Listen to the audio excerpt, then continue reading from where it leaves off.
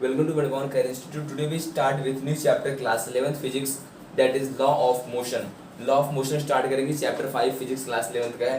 तो law of motion basically हम लोग मोशन के लॉज पढ़ेंगे, कौन कौन से लॉज है जो मोशन पे डिपेंड करते हैं. मोशन के लिए जो भी लॉज बने हुए हैं, मोशन के बारे में पढ़ चुके हैं. मोशन क्या होता है? चेंज इन पोजीशन अपॉन टाइम टेकन. ठीक है, वो दूसरा पार्ट होगा जिसको हम लोग ने स्ट्रेट लाइन में कवर किया था. अब आगे मोशन कब होगा, मतलब किसी बॉडी पे मोशन कब होगा. मोशन के दो तरीका होगा, या तो बॉडी को पुश करेंगे या तो पुल करेंगे. बॉडी को पुश करो या फिर पुल करोगे तो मतलब क्या करें, वहां पे फोर्स अप्लाई कर रहे हैं. ठीक है, मीन्स हम बॉडी पे क्या अप्लाई करेंगे, फोर्स. तो क्या होगी, बॉडी मूव करेगी. अच्छा, तो अब फोर्स होता क्या है, हम लोग कहते हैं नहीं इस पे हमने फोर्स अप्लाई किया, उस पे अप्लाई किया. तो फोर्स एक एजेंसी होती है. अगर हम बात करें फोर्स की, तो it is an agency. Agency का मतलब क्या हुआ, या तो वो पुश होगा या फिर पुल होगा. Force is an agency. क्या होगा यहाँ पे, पुश होगा और पुल होगा, दोनों में से कोई एक काम होगा.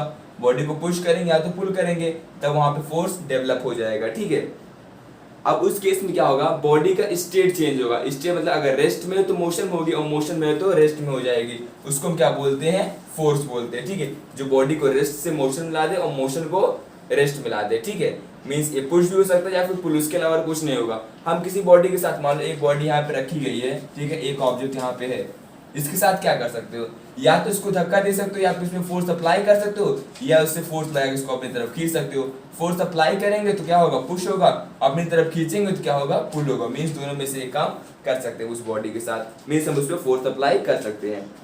अब देखो, जो हम फोर्स अप्लाई कर रहे हैं तो वो कैसे अप्लाई कर रहे हैं. फोर्स क्या करेगा, स्पीड चेंज कर सकता है, ठीक है, डायरेक्शन चेंज कर सकता है, और ऑब्जेक्ट का शेप चेंज कर सकता है. तो फोर्स क्या क्या कर सकता है, speed, direction and shape of an object को चेंज कर सकता है. नेक्स्ट, इसमें फिर पहला टॉपिक आता है एरिस्टोटल फैलेसी. क्या आता है, Aristotle fallacy. First topic is Aristotle fallacy.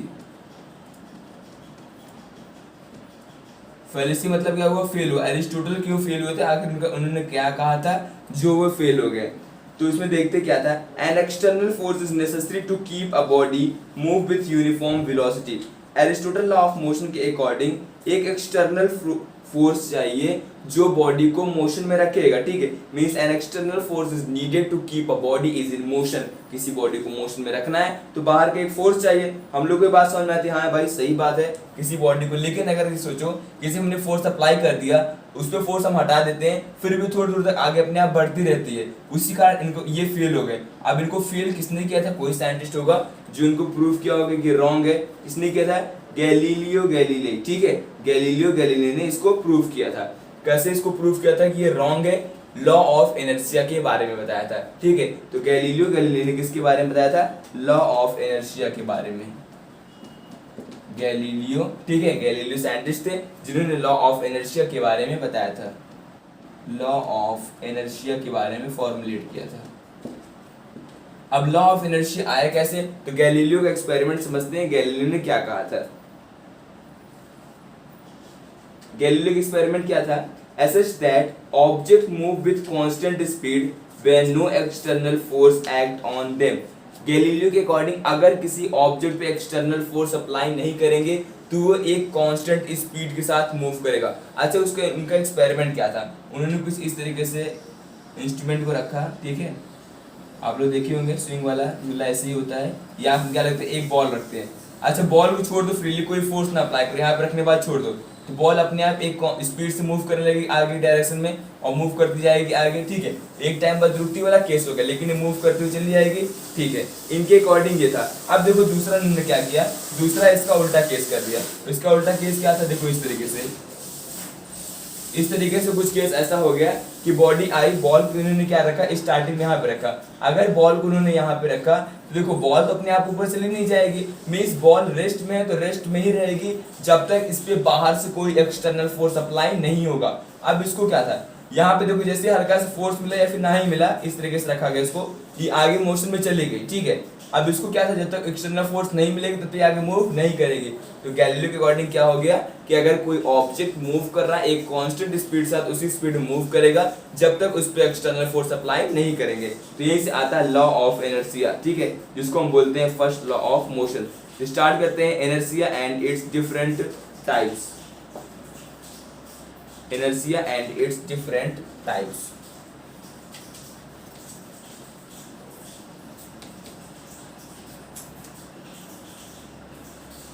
inertia and its different types, inertia और उसकी कितने टाइप्स होते हैं उसके बारे में हम लोग पढ़ेंगे, ठीक है। अब सबसे पहले आ गया टर्म इनर्शिया। इनर्शिया के बारे में जानते क्या होता है। Inertia is an inherent property of the material of a body by virtue of which it can not change by itself it's state of rest और यूनिफॉर्म मोशन। तो इनर्शिया क्या हुआ, एक तरीके से inherent property. What is this? This is inherent property. Inherent property means it can't change it's shape and size or the motion or the rest position। Means अगर ये motion में है तो मोशन में रहेगी, रेस्ट में है तो रेस्ट रहेगी। बेसिकली इनर्शिया से ही बॉडी का मास डिफाइन होता है। मीन्स ये एक ऐसी प्रॉपर्टी, इनहेरेंट प्रॉपर्टी, एक छिपी हुई प्रॉपर्टी है जो हर एक बॉडी के अंदर पाई जाती है। That define the unit term mass. Mass को डिफाइन करने के लिए यूज किया जाता है, ठीक है। अब कहते हैं ना हम लोग कोई बॉडी को रेस्ट में तो रेस्ट में रहेगी, मोशन में तो मोशन में रहेगी। क्यों रहेगी? क्योंकि उसके पास इनर्शिया है। इनर्शिया उसको रेस्ट में रखता है, अगर मोशन में तो मोशन में हेल्प करता है, ठीक है। That's why we say it's inertia. Inertia के types, inertia are of 3 types, inertia of rest, motion and direction. Inertia are of 3 types, inertia of rest, inertia of motion and inertia of direction. Third one is inertia of direction. Inertia of direction के equal होगा, ठीक है। अब एक एक करके हम लोग स्टडी करेंगे। inertia of rest, inertia of motion and inertia of direction, ठीक है। पहले स्टार्ट करते हैं inertia of rest। inertia of rest क्या होता है? inertia of rest एग्जाम्पल के साथ समझेंगे। इनर्शिया ऑफ रेस्ट, सबसे पहले अगर हम बात करते हैं डेफिनेशन की, डेफिनेशन क्या होगा इनर्शिया ऑफ रेस्ट का? इनर्शिया ऑफ रेस्ट की डेफिनेशन की बात करें तो the tendency of body to remains in the position of rest. Means tendency of body की टेंडेंसी कि वो रेस्ट में ही रहे। अब बॉडी की टेंडेंसी रेस्ट मतलब अगर कोई बॉडी रेस्ट में, हमने भी बताया था स्टार्टिंग में ही, एनर्जी क्या होता है, कहता है कोई बॉडी अगर रेस्ट में हो तो रेस्ट में ही रहेगी जब तक उस पर एक्सटर्नल फोर्स नहीं अप्लाई करेंगे। तो वही हो गया means tendency of body to, tendency of body in rest position, in rest position। Body की टेंडेंसी हो कि वो रेस्ट पोजीशन में ही रहे। अच्छा, इसके एग्जांपल की हम लोग बात करें। एग्जांपल के लिए एक आदमी बस के अंदर खड़ा हुआ है और बस अचानक से चलना स्टार्ट कर देगी, तो बताओ आदमी बैकवर्ड जाएगा या फॉरवर्ड जाएगा? एक आदमी बस के अंदर है, अगर बस अचानक से स्टार्ट करेगी तो कहाँ पे जाएगा? बैकवर्ड जाएगा, फॉरवर्ड जाएगा? स्टार्ट करेगी मतलब वो बैकवर्ड डायरेक्शन जाएगा। क्यों? क्योंकि वो अपने आप को बैलेंस करने के लिए वो पीछे डायरेक्शन में टर्न करेगा। क्यों करेगा? क्योंकि वहाँ एनर्जी ऑफ रेस्ट है। रेस्ट का मतलब वो बॉडी चाहती है कि वो रेस्ट पोजीशन में ही रहे। अचानक से उसमें क्या लगा? एक्सटर्नल फोर्स लगा। जैसे फोर्स लगा तो अपने आप को बैलेंस करने के लिए वो बैकवर्ड डायरेक्शन में मूव करेगी। जिसका एग्जांपल हम लोग इसमें लिख सकते हैं। नेक्स्ट आगे energy of motion. Next one is energy of motion. Inertia of motion, rest समझ में आ गया। नेक्स्ट आते हैं मोशन में। अगर बस मूव कर रही है, ठीक है, अचानक से ब्रेक लगाती है, बस स्टॉप पे आकर रुकती है, आदमी कहाँ पे जाएगा? फॉरवर्ड डायरेक्शन की तरफ बढ़ जाएगा। अच्छा, फॉरवर्ड डायरेक्शन की तरफ क्यों जाएगा? क्योंकि अब तक क्या थी? बस मोशन में थी तो आदमी बस के साथ मोशन में था, और जैसे ही वो रेस्ट में आएगी तो आदमी बैलेंस करने के लिए, आदमी तो मोशन में था, आदमी तो रेस्ट में आया नहीं, तो थोड़ा सा आगे बढ़ जाएगा, ठीक, आगे की तरफ फॉरवर्ड डायरेक्शन में शिफ्ट हो जाएगा। इसका एग्जांपल हो गया एनर्जी ऑफ मोशन। अगर बात करें डेफिनेशन की तो डेफिनेशन क्या होगा? The tendency of a body to remains in the state of uniform motion in a straight line। means uniform motion में रहने की जो टेंडेंसी होती है उसको क्या बोलते हैं? inertia of motion। tendency to be in uniform motion, tendency to be in uniform motion, to be in uniform motion, ठीक है। नेक्स्ट आगे बढ़ते हैं। एग्जांपल समझ में आ गया इसका, ठीक है। एनर्जी ऑफ रेस्ट की बात करें और मोशन की बात करें तो दोनों में डिफरेंस कितना आया? इसमें क्या था? रेस्ट में क्या था? बस क्या थी? बस अचानक से चलना स्टार्ट हुई। मोशन में क्या था? बस मोशन से आकर के रेस्ट में हो गई, ठीक है। नेक्स्ट आते हैं energy of direction.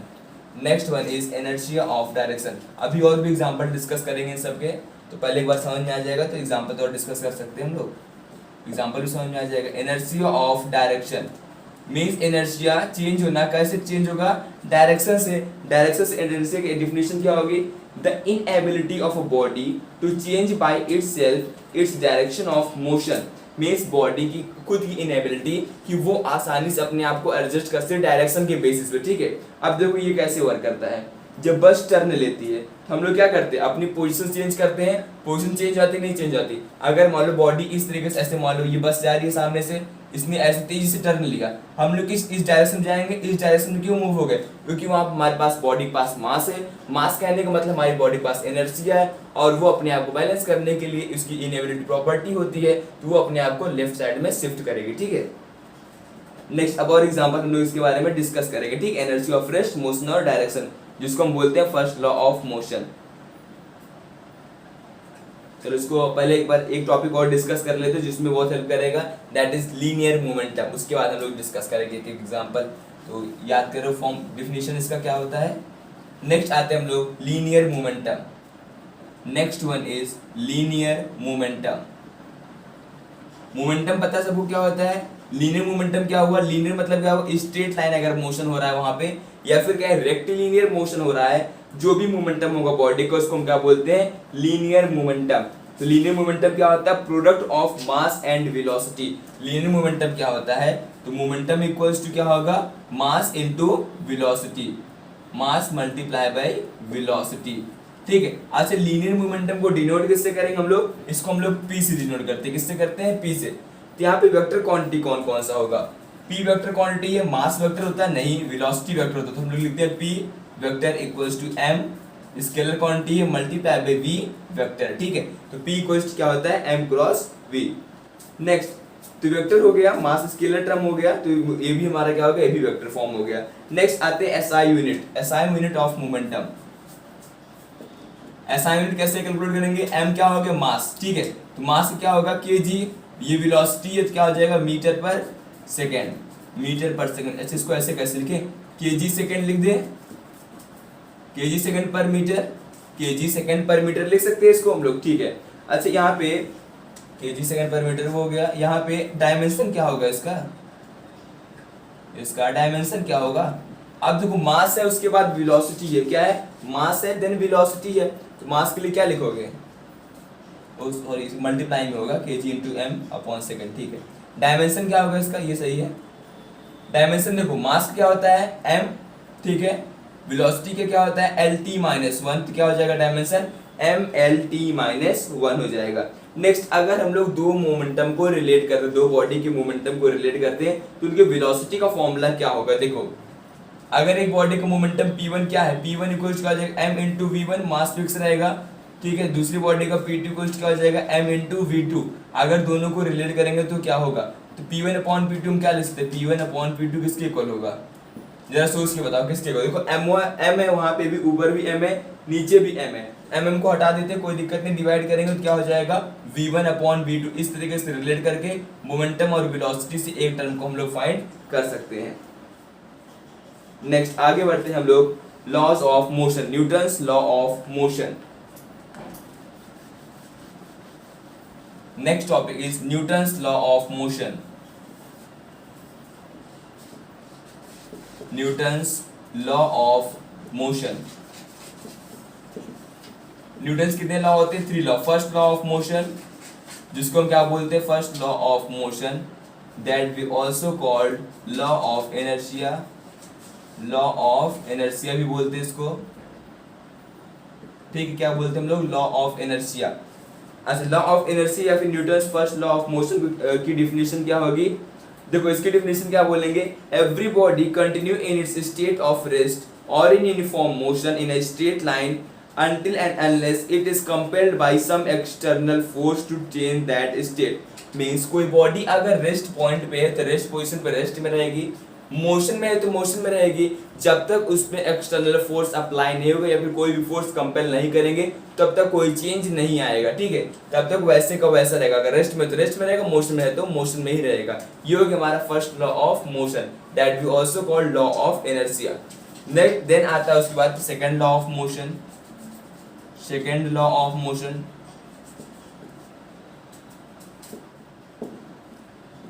Second law of motion क्या होता है, अगर डेफिनेशन की बात करें तो क्या होगा, rate of change of linear momentum of body is directly proportional to the applied force. जो लीनियर मोमेंटम का चेंज होगा, ठीक है, इसलिए हमने लीनियर मोमेंटम पहले पढ़ा दिया अभी, क्योंकि सेकंड लॉ ऑफ मोशन में इसका यूज है। तो force is directly proportional to linear momentum, means linear momentum में जो भी चेंज आएगा वो फोर्स के डायरेक्टली प्रोपोर्शनल होगा, ठीक है। थर्ड आते हैं, थर्ड लॉ ऑफ मोशन क्या था, third law of motion, third law of motion क्या था, to every action there is equal and opposite reaction. ये हमारी डेली लाइफ में भी अप्लाई होता है, every action equal and opposite reaction, every action, every action has equal and opposite reaction, has equal and opposite reaction, opposite reaction होगा, equal होगा और opposite reaction होगा। एग्जांपल के लिए अगर हम इस मार्कर इस पे हीट कर, देखो हीट किया, जैसे हम इस पे फोर्स इस पे अप्लाई की, ये फोर्स इसने इस पे अप्लाई किया ब्लैक व्हाइट बोर्ड पे, इधर से भी एक फोर्स बाहर निकलेगा, भाई मुझे तुमने मारा क्यों, इधर से भी फोर्स निकलेगा, इस पे हिट करेगा, ठीक है। तो मतलब क्या हुआ, एवरी एक्शन, हमने क्या किया, एक्शन किया तो इधर से क्या मिला, रिएक्शन मिला। हर एक बॉडी में ये चीज अप्लाई होता है, ठीक है। थर्ड लॉ ऑफ मोशन, एक एक करके सारे लॉ के बारे में लोग पढ़ेंगे। सबसे पहले स्टार्ट करते हैं first law of motion, first law of motion.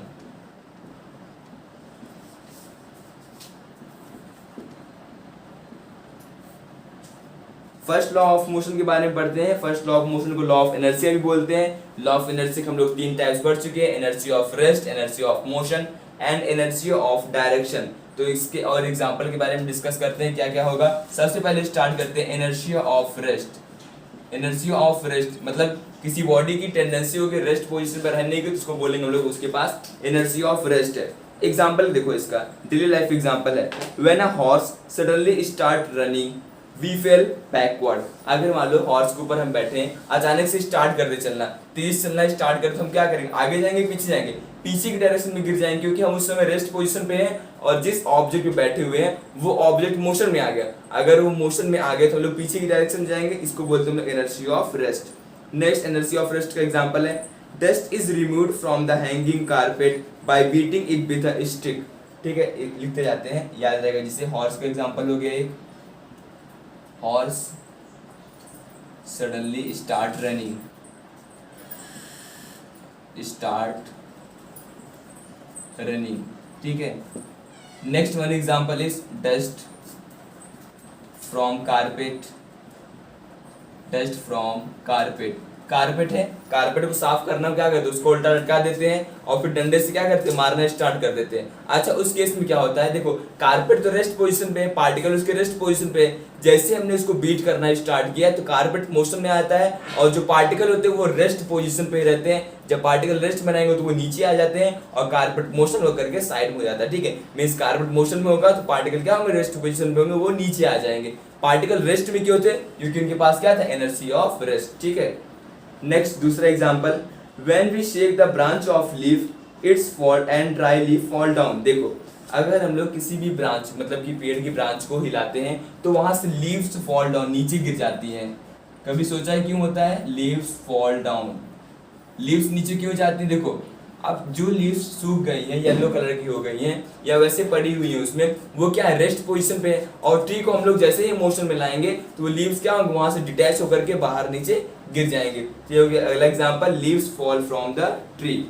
Next अगला example, coin fall into a tumbler when the card is given a sudden jerk. अब देखो क्या होगा, एक एक्सपेरिमेंट, एक एग्जांपल, तुम लोग खेल देखे भी होगे। एक इस तरीके से हमने क्या रखा, एक ग्लास रखा, इसके अंदर क्या डाल दिया, H2O वाटर डाल दिया, ठीक है। ऊपर से एक कार्डबोर्ड लगा दिए, ये कार्डबोर्ड हमने यहाँ पे रख दिया। अब इस कार्डबोर्ड पे क्या कर दिए, एक कॉइन रख दी, क्या रख दिए, कॉइन रख दिए। जैसे यहाँ से फोर्स अप्लाई करेंगे तो ये क्या होगा, ये कार्डबोर्ड आगे की तरफ भाग जाएगा और ये कॉइन क्या होगा, ये वाटर में गिर जाएगा।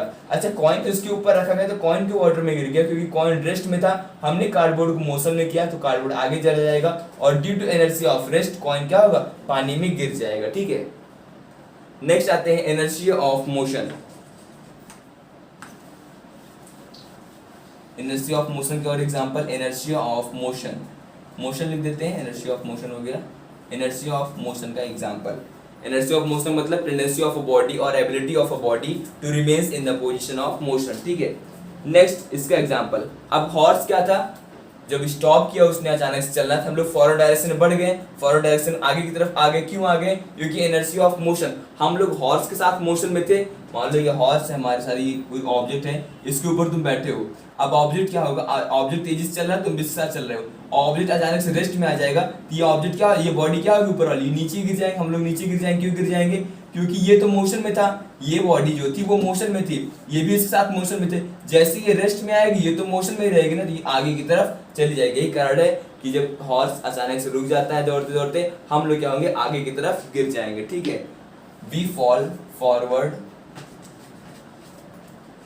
वी फॉल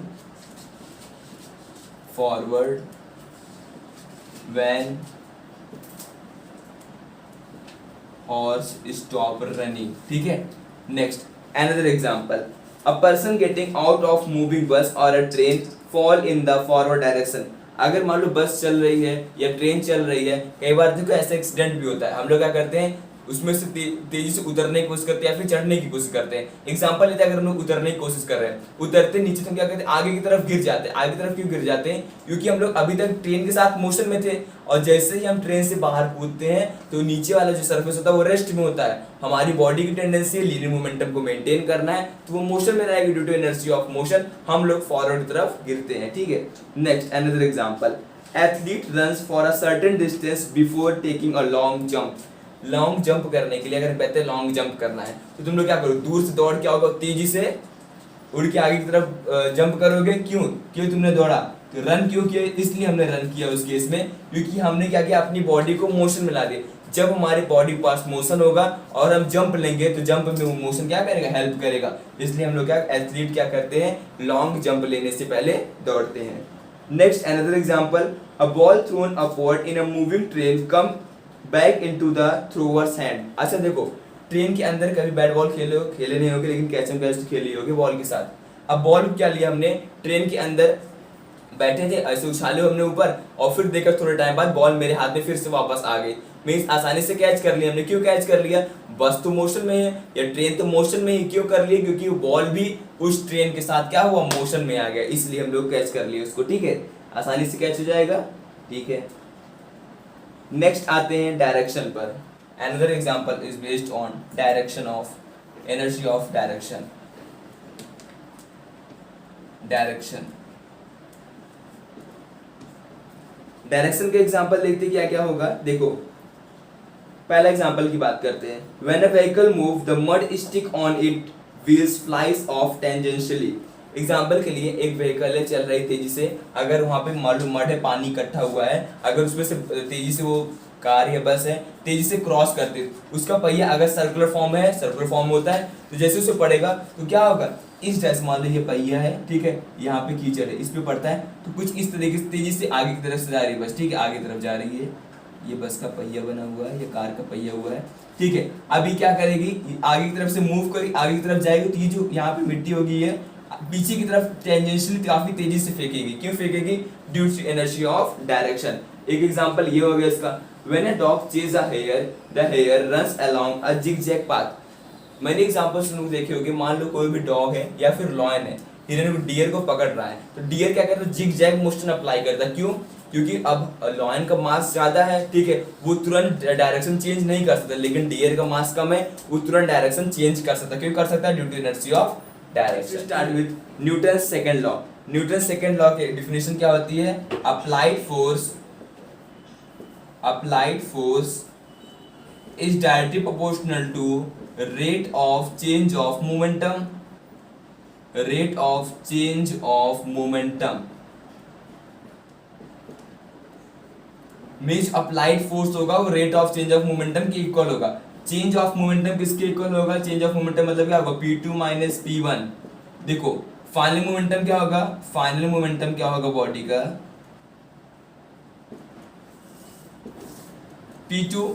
इनिशियल में क्या होगा, इनिशियल मोमेंटम क्या रख लेते हैं हम लोग, P1 रख लेते हैं, क्या रखते हैं, P1, तो P2 माइनस P1 हो गया चेंज इन मोमेंटम। रेट लगा, इसका मतलब क्या करना है, उसको टाइम से डिवाइड करना, मींस हम लिख सकते हैं F is directly proportional to P2 minus P1 या फिर डेल्टा P अपॉन T हो जाएगा टाइम पीरियड। तो P2 माइनस P1 को हम लोग क्या लिख सकते हैं, देखो मास तो बॉडी का सेम है, मास सेम है, P2 माइनस P2 को क्या लिख सकते हैं हम लोग m v2 या फिर mv लिख सकते हैं, फाइनल मोमेंटम फाइनल वेलोसिटी, ठीक है। तो m हो गया इसका u हो जाएगा, तो यहाँ पे रखो m v minus m u upon t। m यहाँ से कॉमन ले लेंगे, m कॉमन ले लो, अंदर क्या हो जाएगा v माइनस u अपॉन क्या हो जाएगा यहाँ पे t। v minus u upon t क्या होता है, एक्सेलरेशन। एक्सेलरेशन क्या होता है, change in velocity upon time taken. तो वेलोसिटी चेंज हो रही है, v minus u upon time है यहाँ पे, तो क्या लिखेंगे f is directly proportional to m into a। तो कांस्टेंट टर्म आएगा f equals to k m a, where k equals to 1, constant term 1 होगा। तो फोर्स क्या आएगा definition, force equals to mass into acceleration, और we say that mass time acceleration, this is Newton's second law. तो ये हमारा निकल के आएगा न्यूटन सेकंड लॉ। चलो आगे अब देखते हैं इसका SI यूनिट क्या होगा और डायमेंशन क्या होगा। Next we calculate SI unit and dimension. अच्छा आप ये बताओ, फोर्स स्केलर है या फिर वेक्टर क्वांटिटी है। फोर्स इज अ स्केलर और वेक्टर क्वांटिटी। देखो ये किसका प्रोडक्ट होता है, मास और एक्सेलरेशन का। मास क्या होता है स्केलर, और एक्सेलरेशन क्या होता है वेक्टर क्वांटिटी। तो ये एक्सेलरेशन का रेट क्या होगा, तो dimension of force F is same as that of acceleration. देखो एक्सेलरेशन पे डिपेंड करेगा ना, तो इसलिए इसको लिखते हैं हम लोग। चलो आगे देखते हैं।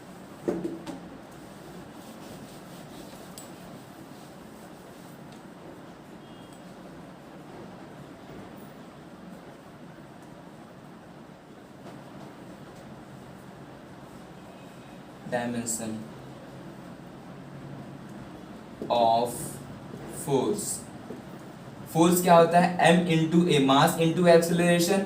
मास क्या होगा m, एक्सेलरेशन क्या होता है lt माइनस 2। तो डायमेंशन क्या हो गया इसका m lt माइनस 2 हो गया फोर्स का डायमेंशन। नेक्स्ट आता है इसका SI यूनिट क्या होगा। फोर्स के SI यूनिट क्या होती है Newton, in the form of Newton, और CGS फॉर्म पूछे तो CGS फॉर्म पूछे तो क्या होगा इसका डाइन होगा, क्या होगा DYNE, डाइन होता है। एक न्यूटन में कितना डाइन होता है ये कैलकुलेशन आनी चाहिए। एक न्यूटन में 10 की पावर 5 डाइन होता है। 1 न्यूटन इक्वल्स टू 10 की पावर 5 डाइन, ठीक है। एक न्यूटन में 10 की पावर 5 डाइन होता है। कैलकुलेशन पूछी भी जाती है, याद रखना। और यहाँ पे जो एक्सेलरेशन है, अगर हम बात करते हैं फ्री फॉल के लिए, एक्सेलरेशन हमारा g के इक्वल होता है, और उसकी वैल्यू कितनी होती है 9.8 मीटर पर सेकंड का स्क्वायर, ठीक है। ये होता है हमारा एक्सेलरेशन, दैट इज g, अगर फ्री फॉल केस हो रहा है उस केस में तो। नेक्स्ट आते हैं हम लोग अगले लॉ की तरफ, that is Newton's third law. Newton's third law क्या कहता है, every action has it equal and opposite reaction. Equal and opposite reaction होगा, जो भी हम लोग उसमें क्या करेंगे एक्शन करेंगे। लिखते हैं हम लोग Newton's third law. Newton's third law,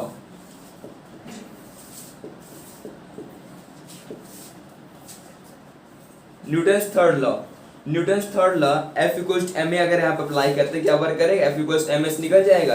नहीं, थर्ड लॉ में क्या एक्शन चाहिए और रिएक्शन चाहिए, तो एक्शन क्या होगा, एक्शन तो फोर्स होगा ना, जो इस पे फोर्स अप्लाई करेंगे। तो फोर्स हमको आना चाहिए, means every action has it equal and opposite reaction. तो यहाँ पे फोर्स जो लगाएंगे, मान लो एक ऑब्जेक्ट इस पे फोर्स लगा रहे हैं FAB, तो अपोजिट में कौन सा फोर्स लगेगा FBA लगेगा, माइनस का लगेगा वो भी, तो फोर्स अपोजिट लगेगा FBA लगेगा, और वो भी कैसा फोर्स लगेगा, नेगेटिव फोर्स लगेगा, क्योंकि वो क्या कर रहा है उसके अपोजिट डायरेक्शन में फोर्स लग रहा है, that's why we use negative sign. तो फोर्स हमेशा कैसे एग्जिस्ट करेंगे, तो force always occur in pair, force always occur in pair, अगर इन पेयर मींस कभी भी फोर्स किसी बॉडी पर अगर हम लोग अप्लाई कर रहे हैं, इसका मतलब क्या हुआ, अपोजिट में भी फोर्स अप्लाई हो रहा है वहां पे, जिसका फोर्स ज्यादा है वो बॉडी आसानी से मूव करेगी उस केस में, ठीक है। इसलिए फोर्स हमेशा पेयर में वर्क करता है। नेक्स्ट एक्शन एंड रिएक्शन हम लोग डिफाइन कर लिए। एक्शन एंड रिएक्शन के बेसिस पे कुछ इलस्ट्रेशन पढ़ते मींस एग्जांपल जहां पे न्यूटन्स थर्ड लॉ अप्लाई होता है। एग्जांपल के लिए अगर एक बुक टेबल के ऊपर रखी गई, एक टेबल है हमारा, अगर यहाँ हम लोग एक बुक इस तरीके से रख देते हैं, तो बुक का वेट क्या होगा, नीचे की तरफ लगेगा W। अब इस W को बैलेंस, W क्या एक तरीका फोर्स लग रहा है ना, तो फोर्स को बैलेंस करने के लिए क्या लगता है यहाँ पे रिएक्शन फोर्स, ठीक, क्या लगता है रिएक्शन लगेगा R। तो हम लोग क्या लिखेंगे, दोनों फोर्स है, तो R इक्वल्स टू हम लोग क्या लिख सकते हैं, R equals to minus W लिख सकते हैं, ठीक है, इसी का कॉन्सेप्ट होता है। न्यूटन्स थर्ड लॉ के बेसिस पे ही हम लोग वॉक करते हैं, हम लोग चलते हैं, तो वहाँ पे Newton's third law of motion he work करता है, ठीक है। कैसे? जब हम लोग चलते हैं तो एक एंगल का फॉर्मेशन होता है, देखो इस तरीके से ग्राफ बनाते हैं अगर हम इसका, तो ये होता है हमारा आर कॉस थीटा, पैर का एंगल बना रहे हैं, यहाँ पे हो जाता है R sine theta, R sine theta और कॉस थीटा टर्म में हम लोग इस तरीके से ग्राफ बनता है जब हम लोग मूव करते हैं एंगल थीटा के साथ। जब हम लोग पैर रखते हैं जमीन पे तो पैर इस तरीके से कुछ होता है स्लैंट फॉर्म में, तो स्लैंट फॉर्म में तो दो टर्म बनते हैं, आर साइन थीटा और आर कॉस थीटा। इन्हीं के बेसिस हम लोग डिफाइन करते हैं आगे जो फोर्स प्रोवाइड करता है आर कॉस थीटा, तभी हम लोग ऊपर की तरफ मूव करते हैं आर साइन थीटा से और आगे बढ़ते हैं, ठीक है। तो we will walk due to Newton's third law of motion, ठीक है। ये हो गया हमारा इसके बारे में। आगे एक और टर्म के बारे में स्टडी करते हैं, that is impulse. Next term is impulse. Impulse अभी हम लोग Newton's second law of motion से ही कैलकुलेट करेंगे। Newton second law of motion क्या था? F इक्वल्स टू ma, वहीं से, ठीक है। अगर हम बात करें इम्पल्स, इम्पल्स क्या होता है? A large force acting for a short time, a large force acting for short time, थोड़े समय के लिए लार्ज फोर्स अगर अप्लाई हो रहा है तो उसको हम क्या बोलेंगे? वहां पे इम्पल्स है, ठीक है, कम टाइम के लिए। Example, force exerted by a bat while hitting a ball. Bat ball खेलते हैं तो बॉल आती है, बैट तेजी से मारते हैं, सिक्स गया कि नहीं गया, ठीक है। अब देखो बॉल जब आके बैट से लगेगी तो वहां पे जो फोर्स लगेगा वो थोड़े समय के लिए बॉल और बैट का कांटेक्ट होगा, उस थोड़े समय में जो फोर्स लगेगा उसको हम क्या बोलेंगे? इम्पल्स, और वो फोर्स क्या होगा? बहुत ज्यादा होगा, ठीक है। नेक्स्ट क्या एग्जाम्पल है? Blow of hammer on nail, blow of hammer, हथौड़ा लिया हमने, हैमर हथौड़ा लिया, ठीक है, उसको अगर हमने नेल पे मारा तो नेल क्या होगा? नीचे की तरफ प्रेस होगा, तो शॉर्ट टाइम के लिए फोर्स हुआ, ठीक है, शॉर्ट टाइम के लिए फोर्स, लेकिन फोर्स क्या हुआ? बहुत लार्ज अमाउंट में, मैग्नीट्यूड क्या था? ज्यादा था, लेकिन टाइम पीरियड क्या था? कम था। Hammer on nail. Next another example is force experienced by a person when we fall from a certain height. अगर हम लोग हाइट से गिरते, क्यों? हम देखो यहाँ पे हैं हम लोग, ठीक है, यहाँ पे हैं, चलो किसी को बना देते हैं, यहाँ पे बना दिया हमने, यहाँ पे इसको इस तरीके से यहाँ पे बैठा है, ठीक है, बिल्डिंग है, इस तरीके से आगे निकला हुआ है, यहाँ पे बैठा हुआ। अगर यहाँ से तेजी से नीचे जंप करता है तो जंप करेगा, क्या होगा? शॉर्ट टाइम के लिए जमीन के कांटेक्ट में रहेगा, ठीक है, जैसे गिरेगा तो लार्ज अमाउंट ऑफ फोर्स के साथ गिरेगा, और थोड़े समय के लिए मीन्स वहां पे क्या होगा? इम्पल्स होगा। क्या होगा वहां पे? इम्पल्स होगा, ठीक है। तो हम डेफिनेशन की बात करें, क्या होगा? Large amount of force acting for a short time. अगर हम बात करते हैं फॉर्मूला क्या होगा इसका, तो क्या लिखेंगे हम लोग? Force multiply by time taken, means force कितने टाइम के लिए लग रहा है, force multiply by time taken. SI unit क्या हो जाएगा इसका? एसआई यूनिट क्या हो जाएगा? फोर्स क्या होगा? न्यूटन सेकंड हो जाएगा, टाइम क्या होगा? सेकंड। डायमेंशन क्या होगा? फोर्स क्या होता है? डायमेंशन अभी कैलकुलेट किए थे, mlt minus 2 multiply by time, T से मल्टीप्लाई, टी से टी कैंसिल आउट हो जाएगा, यहाँ से क्या आएगा? mlt-1। अच्छा, ये जाना पहचाना नहीं लग रहा है, mlt -1। अभी याद करो mlt -1 किसका आया था? मोमेंटम का आया था। तो हम लोग यहाँ पे लिख सकते हैं impulse equals to change in momentum. Rate नहीं लगेगा, टाइम से डिवाइड नहीं करना है, चेंज इन मोमेंटम के इक्वल होगा, चेंज इन मोमेंटम के इक्वल होगा, ठीक है। Momentum change in momentum, impulse momentum के चेंज के इक्वल होगा। चेंज मोमेंटम क्या हो गया? m v माइनस यू के इक्वल होगा। तो हम लोग इम्पल्स किस तरीके से लिख सकते हैं? Impulse equals to m v minus U, means total change in momentum के इक्वल होगा। अभी इसको किससे डिनोट करेंगे? बार बार इम्पल्स तो लिखेंगे नहीं, इसको हम लोग j से डिनोट करते हैं। क्या होता है? j equals to m v minus U, और f मल्टीप्लाई बाय t भी लिख सकते हैं, ठीक है। अच्छा, ये स्केलर क्वांटिटी या फिर वेक्टर क्वांटिटी, देखो यहाँ पे क्या आ रहा है? फोर्स आ रहा है और टाइम आ रहा है। फोर्स आ रहा मतलब ये क्या होगा? Impulse is a vector quantity, impulse is a vector quantity, impulse क्या है? Vector, means depends on both magnitude and direction. Impulse समझ में आ गया, ठीक है। आगे बढ़ते हैं।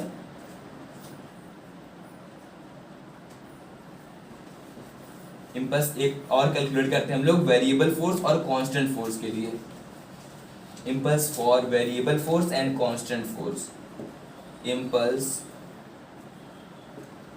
For constant force. अगर constant force short time period के लिए लग रहा है तो वहां पे इम्पल्स कितना होगा, impulse for constant force. Graph बना लेते हैं, ग्राफ का रिप्रेजेंटेशन आता है कांस्टेंट के लिए। जैसे मान लो इस तरीके से कुछ होगा इसका ग्राफ, यहाँ पे फोर्स होगा क्योंकि फोर्स लग रहा है, मल्टीप्लाई में टाइम पीरियड फॉर्मूला, तो टाइम के रिस्पेक्ट में ग्राफ बनेगा। अब देखो लार्ज अमाउंट में फोर्स लग रहा है, तो फोर्स देखो किससे लिखेंगे, देखो लार्ज अमाउंट में फोर्स लग रहा है शॉर्ट टाइम पीरियड के लिए, ठीक है। शॉर्ट टाइम पीरियड मतलब कितना हो गया, T1 हो गया, ये क्या हो गया T2। अगर इसको हम लोग आगे की तरफ ड्रॉ करते क्या हो जाएगा F2, यहाँ पे क्या हो जाएगा F1, ठीक है। मींस ये टोटल क्या लिख सकते हैं हम इसको, फोर्स के बराबर हुआ ये। This is force and this is time, this is force. तो फोर्स इनटू टाइम क्या हो जाएगा हमारा इम्पल्स। अगर हम बात करें ये रेक्टेंगल है अगर, तो एरिया ऑफ रेक्टेंगल इम्पल्स देगा, तो इम्पल्स इक्वल क्या लिख सकते हैं, अगर हम लोग को ऐसा क्वेश्चन आता है तो इम्पल्स इक्वल क्या लिखेंगे, area of rectangle, area of rectangle, ठीक है। एरिया ऑफ रेक्टेंगल कैलकुलेट कर लेंगे तो आ जाएगा। अच्छा एरिया ऑफ रेक्टेंगल होता क्या है, एरिया ऑफ रेक्टेंगल क्या है, साइड को साइड से मल्टीप्लाई कर दो। साइड में क्या ले लेते, साइड ले लेते, चलो ए बी सी डी, ए हो गया ये हो गया बी, ये हो गया सी, ये हो गया डी। तो क्या लिखेंगे हम लोग, area of rectangle equals to A D multiply by A B, A D multiply by A B. और ए डी है कितना, फोर्स है, ए बी कितना है T2 माइनस T1 है, T2 माइनस क्या है T1 के इक्वल है। इस तरीके से इम्पल्स हम लोग कैलकुलेट करेंगे for a constant force. Next, when a variable force acting on a body, अगर वेरिएबल फोर्स वर्क कर रहा है तो उस केस में फॉर्मूला क्या होगा, ग्राफ क्या होगा, ठीक है। फॉर्मूला भी बनाना सीख रहे हैं ना हम लोग, फॉर्मूला भी क्या होगा, impulse for variable force, variable force, variable force apply करो। वेरिएबल फोर्स कहने का मतलब क्या है, वहां पे जो हमारा फोर्स टाइम ग्राफ होगा वो या स्ट्रेट फॉर्म में नहीं होगा, वो कर्व फॉर्म में बनेगा, ठीक है। कैसे बनेगा, देखो इस तरीके से बनाना है, यहाँ पे रहेगा हमारा फोर्स और यहाँ पे क्या रहेगा टाइम पीरियड, कुछ इस तरीके से ग्राफ बनेगा इसका। देखो इस तरीके से कुछ कांस्टेंट है कि नहीं है, नहीं कांस्टेंट है, कितना फोर्स कितना टाइम पीरियड अप्लाई हो रहा है नहीं पता चल रहा है, ठीक है। लेकिन टाइम तो पता ना आपको, ये T1 टाइम है, ये हमारा क्या है T2 टाइम, और ये पूरा क्या है हमारा फोर्स अप्लाई हो रहा है। अब इस केस में हम लोग क्या करते हैं, इस केस में हम लोग इंटीग्रेशन करते हैं। तो अगर पूछा जाए J कितना होगा, तो J हमारा क्या है इम्पल्स है, तो J इक्वल्स कितने टाइम पीरियड लग रहा है, 0 से लेकर के T1, या कहें T1 से लेकर के T2 तक लग रहा है, क्या हो जाएगा F dt के इक्वल हो जाएगा। मींस हम लोग क्या करेंगे, F dt के फॉर्म में इंटीग्रेट कर देंगे तो एरिया का कर्व पता चल जाएगा कि कर्व का एरिया कितना है, और उस कर्व एरिया से हम लोग कैलकुलेट कर लेंगे, ठीक है। ये किसके लिए हो जाएगा, फॉर्मूला यूज करेंगे हम लोग, impulse for variable force, variable force लग रहा है। एग्जाम्पल हमने डिस्कस कर ली, एक बार और एग्जाम्पल डिस्कस कर लेते क्या क्या होगा। Cricket player lower his hand while catching a ball, cricket player देखोगे कैच करते क्या करते, बॉल आई खींच के पीछे कर लेते, पीछे क्यों करते हैं, क्योंकि उस बॉडी को हम वेलोसिटी प्रोवाइड करते हैं। अगर उस बॉडी को जैसे ही वेलोसिटी प्रोवाइड करेंगे उसका मोमेंटम थोड़े टाइम पीरियड के लिए बढ़ जाएगा, या फिर क्या टाइम पीरियड बढ़ जाएगा। जैसे ही टाइम पीरियड बढ़ेगा तो इम्पल्स क्या होगा, ऑटोमेटिकली कम हो जाएगा बॉडी पे जो लग रहा है।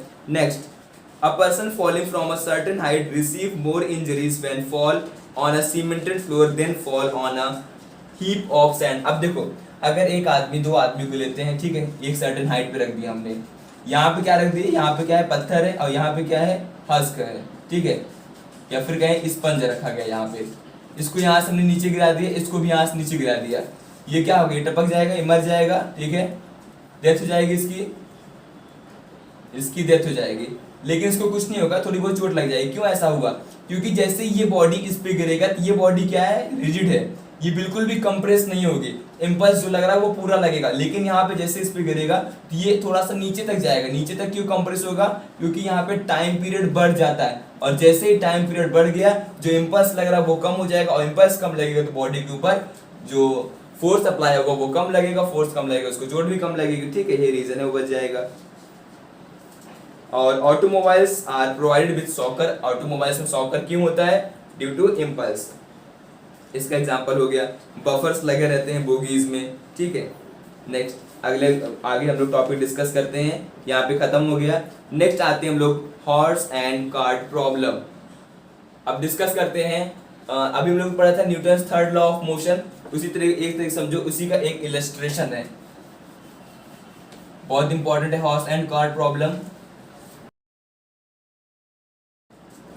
Horse and cart problem.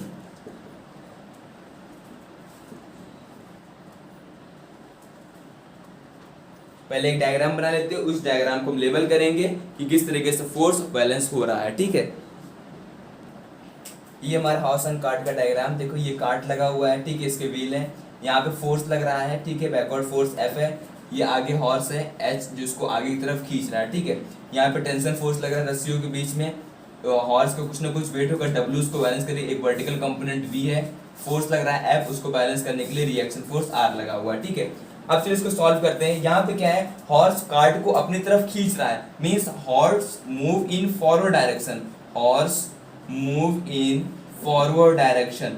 अगर हॉर्स फॉरवर्ड डायरेक्शन में, इसका मतलब क्या हुआ कि H जो होगा वो किससे ज्यादा होगा, वो T से ज्यादा होगा, means H is greater then T, H greater होगा T से। इससे हम क्या इक्वेशन बना सकते हैं, इससे हमारी इक्वेशन बन जाएगी H माइनस T, मतलब जो चेंज हो रहा है किसके इक्वल होगा, ma के इक्वल होगा।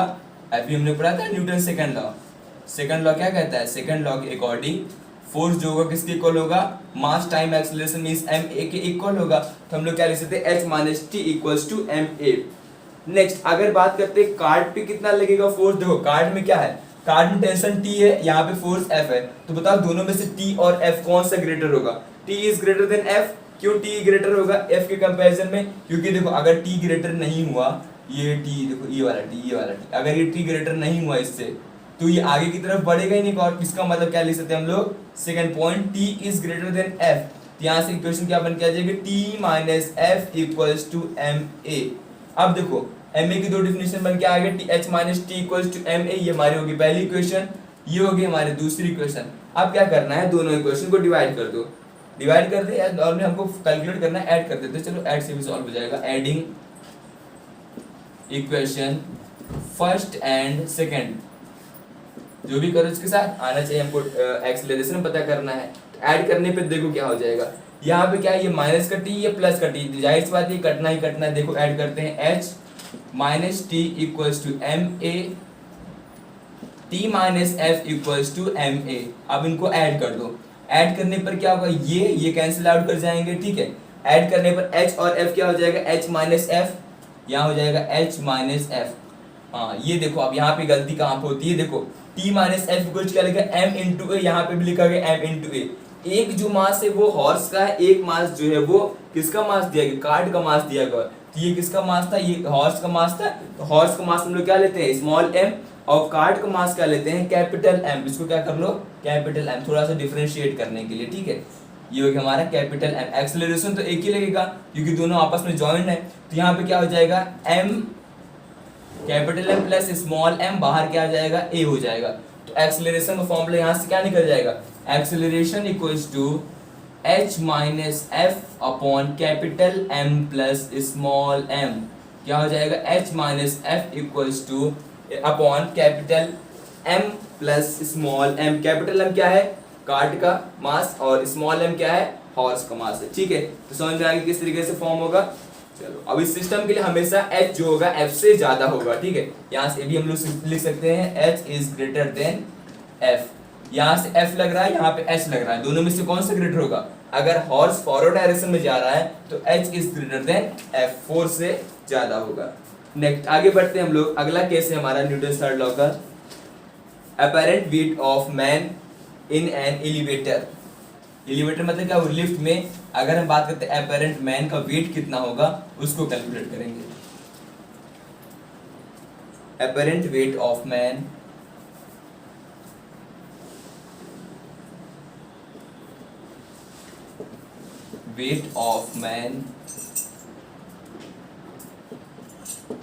इन एन एलिवेटर, एलिवेटर बोल सकते हैं या फिर लिफ्ट। ये सब जो हम लोग एप्लीकेशन पढ़ रहे हैं ये किसी एक पर्टिकुलर लॉ नहीं, थर्ड लॉ को कह रहे हैं, थर्ड लॉ पे ही नहीं बेस्ड है वो, तो यहाँ पे यूजर इसलिए हम बोल दे रहे हैं कि किस तरीके से फोर्स वर्क कर रहे हैं, तो यहाँ पे तीनों लॉज अप्लाई किए गए। ठीक है, उन्हीं के बेसिस पे इनको बनाया गया है।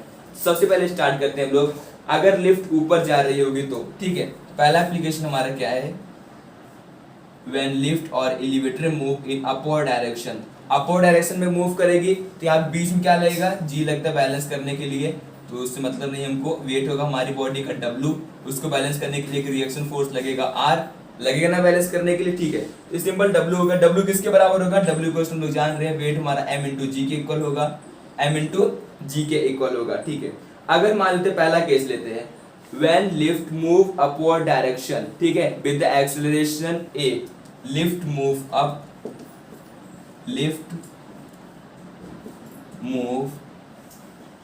upward with एक्सेलरेशन ए के साथ अपवर्ड मूव कर, मींस एक्सेलरेशन ऊपर की डायरेक्शन में लग रहा है। अच्छा, अगर एक्सेलरेशन ऊपर की डायरेक्शन में लग रहा है तो मुझे ये बताओ ये R ग्रेटर होगा या W ग्रेटर होगा। अगर एक्सेलरेशन ऊपर लग रहा है मतलब R is greater then W, या हम क्या लिख सकते हैं, R is greater then reaction force is greater then W, तभी जो लिफ्ट ऊपर की तरफ एक्सेलरेट कर रही है। तो डिफरेंस कितना आ जाएगा, R minus W equals to क्या हो जाएगा, M इंटू ए के इक्वल होगा। पढ़ चुके हम लोग अभी पढ़े थे न्यूटन सेकंड लॉ में, applied force is directly proportional to mass time acceleration, या m इंटू ए के इक्वल होगा, ठीक है।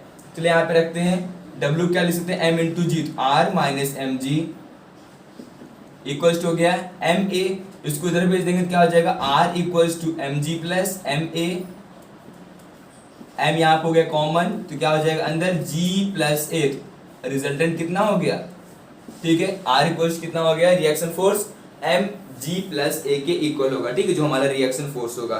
नेक्स्ट आते हैं व्हेन लिफ्ट मूव डाउनवर्ड, अगर लिफ्ट डाउनवर्ड डायरेक्शन में मूव करेगी तो क्या होगा। चलो इसको रफ कर देते हैं, अब डाउनवर्ड के स्थिति में देख लेते हैं। डाउनवर्ड, ठीक है, अगर लिफ्ट डाउनवर्ड जा रही है, नीचे डायरेक्शन में जा रही है तो क्या होगा। अगर लिफ्ट नीचे जा रही है तो एक्सेलरेशन क्या होगा, डाउनवर्ड डायरेक्शन में लगेगा, और एक्सेलरेशन कुछ भी हो सकता है, ए लिखने के मतलब हम लोग को ए लिख दिया हमने। अच्छा, एक्सेलरेशन अगर नीचे की डायरेक्शन लग रहा है, लिफ्ट नीचे मूव कर रही है तो W ज्यादा होगा या R ज्यादा होगा, means W is greater than R। If W is greater than R we can say that mg minus R equals to ma, then what is R, R equals क्या हो जाएगा, ma minus R, इधर लगा हुआ ना, ठीक है, इधर प्लस है उधर चला जाएगा माइनस एम जी, ठीक है, इसके इक्वल होगा, ठीक है। R इक्वल्स क्या हो जाएगा, minus R equals to M a minus g के इक्वल होगा। R इक्वल्स क्या हो गया, ए माइनस जी, इस तरीके से लिख दो, R प्लस में कर दोगे एम जी माइनस ए के इक्वल होगा हमारा रिएक्शन फोर्स। ये कैसे, when lift move freely downward, lift अगर फ्रीली डाउनवर्ड, थर्ड केस है हमारा, लिफ्ट अगर फ्रीली डाउनवर्ड मूव कर रही है तो क्या होगा। अगर फ्रीली लिफ्ट नीचे मूव करेगी तो क्या होगा, देखो फ्रीली नीचे मूव करेगी तो एक्सेलरेशन किसके इक्वल होगा, जी के इक्वल होगा। अगर एक्सेलरेशन जी के इक्वल होगा उस केस में क्या रिएक्शन फोर्स था यहाँ पे W इक्वल्स टू mg था। तो रखते हैं यहाँ पे हम लोग क्या था, अगर डाउनवर्ड नीचे जा रही है तो नीचे के लिए रिएक्शन फोर्स कितना था, R equals to M G minus a के इक्वल था। ए को हम क्या रखेंगे, जी के इक्वल रखेंगे तो R इक्वल्स क्या हो जाएगा, M G multiply by G, then reaction force equals to zero, means free fall case में क्या होगा, रिएक्शन फोर्स अप्लाई नहीं होगा। नेक्स्ट अगला केस है हमारा, अगर लिफ्ट रेस्ट पोजीशन पे या फिर यूनिफॉर्मली वेलोसिटी है उसकी, ठीक है, या फिर यूनिफॉर्म वेलोसिटी या फिर रेस्ट पोजीशन, बात एक ही हुई ना, क्योंकि जब यूनिफॉर्म वेलोसिटी होगी तो वहां पे एक्सेलरेशन वर्क नहीं करता है। मींस क्या देखेंगे हम लोग, अगला केस यूनिफॉर्म वेलोसिटी होगी अगर लिफ्ट की, और रेस्ट पोजीशन होगी। अगर लिफ्ट रेस्ट पोजीशन पे है, ठीक है, तो वहां पे एक्सेलरेशन किसके इक्वल होगा, एक्सेलरेशन उसका नहीं होगा तो जी वहां पे लगेगा सिर्फ और सिर्फ, एक्सेलरेशन जीरो होगा, लेकिन एक्सेलरेशन जो डाउनवर्ड एक्सेलरेशन लगेगा वो जी के इक्वल होगा। फॉर्मूला अप्लाई करते हैं, अगर लिफ्ट रेस्ट में हुई तो R इक्वल्स क्या हो जाएगा, R minus M G equals to M A होता है, ए कितना हो जाएगा, जीरो के इक्वल हो जाएगा। R इक्वल्स क्या आ गया, एम जी के इक्वल होगा, मीन जो रिएक्शन फोर्स होगा वो बॉडी के वेट के इक्वल होगा। तो तीन केस हम लोग स्टडी कर चुके। पहले केस में क्या था, R equals to M G plus a, g plus a कब होगा, जब लिफ्ट एक्सेलरेशन ए के साथ अपवर्ड डायरेक्शन में मूव करेगी, उस केस में। सेकंड केस क्या था, लिफ्ट डाउनवर्ड डायरेक्शन मूव कर रही है एक्सेलरेशन ए के साथ, तो फॉर्मूला क्या था, R equals to M G minus A. Third case क्या पढ़े, व्हेन लिफ्ट फॉल फ्रीली, तो हमारा रिएक्शन फोर्स क्या होगा, जीरो के इक्वल होगा। फोर्थ केस क्या था, अगर लिफ्ट रेस्ट पोजीशन पे है या फिर यूनिफॉर्मली मूव कर रही है तो जो रिएक्शन फोर्स होगा वो mg के इक्वल होगा। नेक्स्ट आते हैं हम लोग conservation of linear momentum. Linear momentum भी थोड़ी देर हम लोग पहले पढ़े थे। लीनियर मोमेंटम क्या होता है, p से डिनोट करते हैं, p इक्वल्स क्या होता है, मास इनटू वेलोसिटी के इक्वल होता है। तो conservation of linear momentum,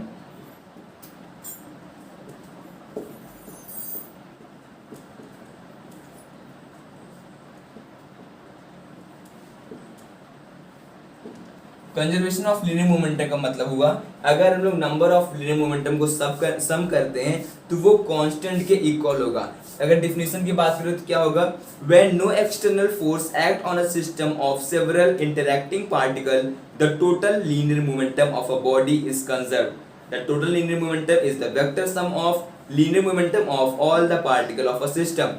means अगर किसी बॉडी पे कोई एक्सटर्नल फोर्स नहीं लग रहा है तो उसका जो सम होगा लीनियर मोमेंटम का, जो नंबर ऑफ बॉडी पे नंबर ऑफ फोर्स लग रहे हैं उसका कुछ ना कुछ लीनियर मोमेंटम है, उनका जो सम होगा वो कंजर्व्ड होगा। मींस वो किसके इक्वल होगा, वो कांस्टेंट होगा। हम इसको लिख सकते हैं P इक्वल्स टू, या फिर कहें तो जो लीनियर मोमेंटम होगा कंजर्व्ड फॉर्म में P, वो सबके वेक्टर सम के इक्वल होगा। तो P इक्वल्स क्या होगा, P1 प्लस P2 ये वेक्टर क्वांटिटी है, प्लस P3 तो नंबर ऑफ होगा, ठीक है, इसको हम लोग लिख देते हैं Pn। और P क्या होता है, मास इनटू वेलोसिटी के इक्वल होता है, ठीक है। तो P इक्वल्स हम लोग लिखते हैं P vector equals to mass into velocity vector. तो P1 के लिए क्या हो जाएगा, m V1 के इक्वल होगा, मास अलग है m1 V1 m1 into V1 vector और plus m2 into V2 vector plus m3 into V3 vector से लेकर के कहाँ तक होगा mn वेक्टर के इक्वल होगा। ये हो गया हमारा conservation of linear momentum. Next हम देखेंगे इसकी डेरिवेशन कि किस तरीके से इसको हम लोग डिराइव करेंगे कोई बॉडी की अगर कोलाइड कर रही है तो। एग्जांपल के लिए लेते हैं दो बॉडी अगर कोलाइड करें, एक बॉडी है A दूसरी बॉडी है B, अगर आपस में ये कोलाइड करें, ये वेलोसिटी कुछ ना कुछ वेलोसिटी के साथ मूव कर रहे हैं। A के पास अपनी वेलोसिटी है, अपना मास है, इसके पास मास कितना है m1, इसके पास मास कितना है m2। वेलोसिटी कितनी दी गई है इसकी, एक की वेलोसिटी ले लेते हैं हम लोग u1 और दूसरी की वेलोसिटी लेते हैं u2। इसकी वेलोसिटी है u1 वेलोसिटी के साथ और ये कितनी वेलोसिटी है u2 वेलोसिटी के साथ। फिर क्या करेंगे, आपस में अगर कोलाइड करते मींस A और B आपस में कोलाइड करेंगे, इनमें फोर्स लगेगा, इस पे फोर्स कितना लगेगा FAB फोर्स लगेगा, B वाला A पे कितना फोर्स अप्लाई करेगा FBA के इक्वल होगा, दोनों एक दूसरे के अपोजिट डायरेक्शन में है, ठीक है। नेक्स्ट उसके बाद क्या होगा, फिर से ये अपने डायरेक्शन मूव करने लेंगे, A यहाँ पे हो जाएगा, देन यहाँ पे क्या हो जाएगा B। मास क्या है इसका, मास वही है m1 हो गया इसका मास क्या था m2 था। वेलोसिटी क्या हो जाएगा इसका वेलोसिटी v1, इसकी वेलोसिटी क्या हो जाएगी v2। v यहाँ पे लिखा है, यहाँ पे u क्यों लिखा है, क्योंकि u होती है हमारी इनिशियल वेलोसिटी और v होता है हमारा फाइनल वेलोसिटी। चलो अप्लाई करते हैं यहाँ पे Newton's third law. Newton's third law क्या था, to every action there is an equal and opposite reaction. जो भी एक्शन करेंगे रिएक्शन मिलना ही मिलना है, ठीक है। तो मतलब जो फोर्स FAB लगा रहा है उसका रिएक्शन क्या था FBA के इक्वल था, दोनों एक दूसरे के अपोजिट नेगेटिव साइन लगा के लिख सकते हैं। मींस FAB इक्वल्स क्या लिख सकते हैं, FAB equals to minus FBA के इक्वल होगा, ठीक है। चेंज इन मोमेंटम क्या होगा, चेंज इन मोमेंटम होगा P2 माइनस P1, यहाँ पे रखते हैं। अब देखो दोनों को क्या करना है, FAB क्या होगा हमारा FBA के इक्वल होगा। FAB कितना हो जाएगा, FAB की बात करें मींस क्या हो जाएगा P2 minus P1। Change in momentum FAB कितना हो जाएगा m1 V1 minus m1 U1 के इक्वल होगा। अगर हम बात करें FBA कितना हो जाएगा m2 V2 minus m2 U2 के इक्वल होगा, ठीक है। न्यूटन्स थर्ड लॉ के according FAB equals to minus FBA के इक्वल होता है। अब देखो दोनों फॉर्मूले को रखते हैं क्या होगा, दोनों फॉर्मूले को यहाँ पे रखो, दोनों फॉर्मूले को रखते हैं। देखो FAB कितना था m1 V1 minus m1 U1 और ये कितना था इक्वल्स टू माइनस लगेगा, ठीक है। यहाँ पे कितना था m2 V2 minus m2 U2 के इक्वल होगा।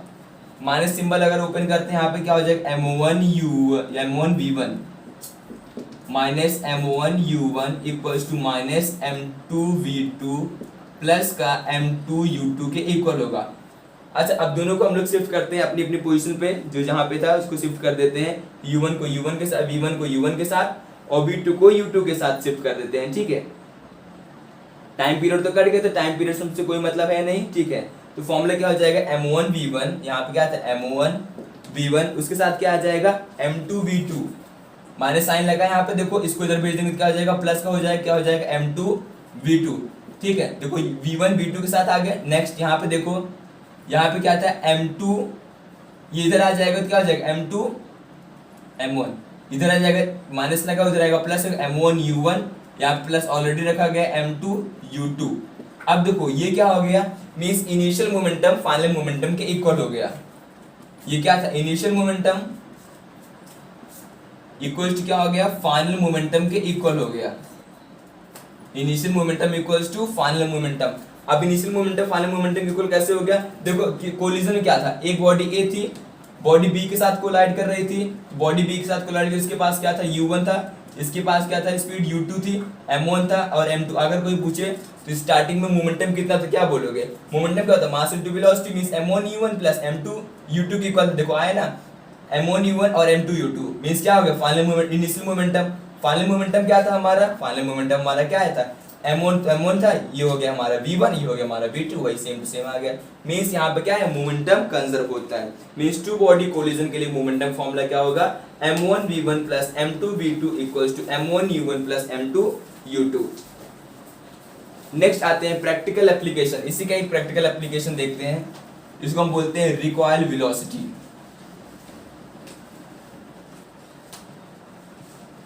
Next term is recoil velocity.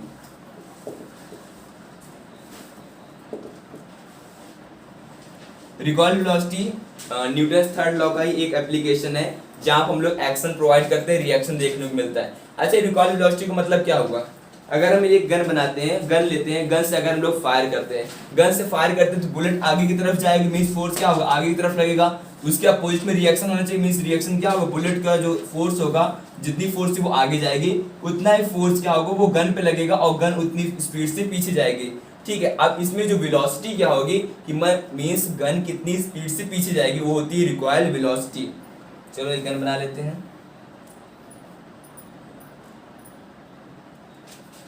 This is our AK-47। यहाँ पे क्या लगा हुआ, आगे बुलेट लगा हुआ है, इसका मास क्या है, कैपिटल एम मास है, v वेलोसिटी से ये पीछे होगी, क्योंकि वेलोसिटी इसकी कितनी है, इसकी वेलोसिटी स्मॉल v है, और मास कितना दिया गया इसका, स्मॉल m ले लेते हैं। ठीक है, चलो अब इसको सॉल्व करते हैं, अप्लाई करते हैं कंजर्वेशन ऑफ लीनियर मोमेंटम।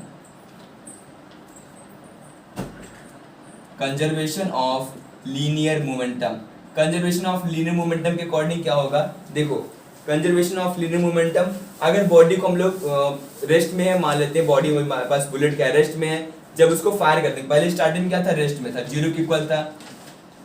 इस तरीके से लिख दे, m1u1 करके लिख सकते हो, लेकिन इस तरीके से लिखो ज्यादा समझ में आएगा कि बॉडी होगी क्या थी, स्टार्टिंग में रेस्ट में थी, मींस 0 के इक्वल था, मोमेंटम उसके पास नहीं थी क्योंकि वेलोसिटी भी नहीं उसके पास। जैसे उसने फायर किया तो बुलेट क्या हो गया, बुलेट के पास मास आ गया, तो मोमेंटम कितना हो जाएगा, स्मॉल m स्मॉल v के इक्वल हो जाएगा, और प्लस इसका मोमेंटम कितना हो जाएगा, कैपिटल M कैपिटल V के इक्वल हो जाएगा। हम लोग यहाँ से क्या लिख सकते हैं, m v equals to minus small m v लिख सकते हैं, इसको इधर भेज देंगे तो निगेटिव साइन आ जाएगा, तो कैपिटल V इक्वल्स क्या हो जाएगा, minus small m small v upon capital M। ये क्या हो जाएगा, recoil velocity, this v is the recoil velocity. Means gun कितनी वेलोसिटी से पीछे जाएगी, तो कैसे कैलकुलेट करेंगे, v equals to minus M V upon M. Minus symbol क्यों लगेगा, क्योंकि देखो बुलेट आगे की तरफ जा रही है और गन पीछे की तरफ जा रही है, दोनों एक दूसरे के अपोजिट डायरेक्शन में, इसलिए ऐसा हो रहा है। ठीक है, नेक्स्ट अब इससे बचने के लिए क्या करते हैं हम लोग, while firing a bullet the gun should be held over the shoulder, shoulder के ऊपर रखते हैं, शोल्डर के हल्का सा हाइट पे रखते हैं। ठीक है, नेक्स्ट और दूसरा एग्जांपल लेते हैं, थर्ड लॉ का ये एप्लीकेशन है, लीनियर मोमेंटम बोल सकते हैं। Next, when a man jump out of a boat to a shore the boat slightly move away from the शोर।